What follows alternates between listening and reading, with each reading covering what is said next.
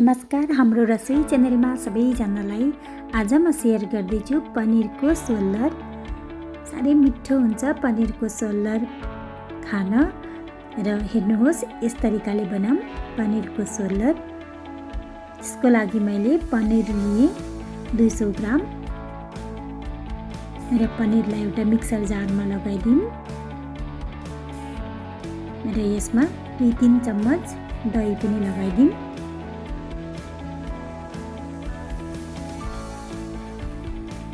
पानी लगाएर यसलाई मजाले पिसौँ।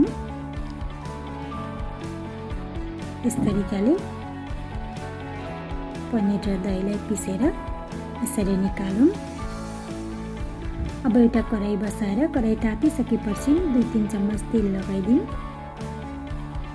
अब तेल तातिसकेपछि आधा चम्मच जिरो फुरिसकेपछि सुकेका खोर्सानी लगाइदिउँ।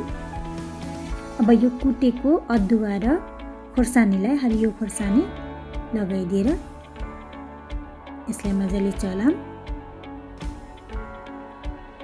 अब यो सबै फुरिसकेपछि आधा चम्मच हल्दीको पाउडर, आधा चम्मच धनियाँको पाउडर लगाएर यसलाई चलाऊँ र यो साथैमा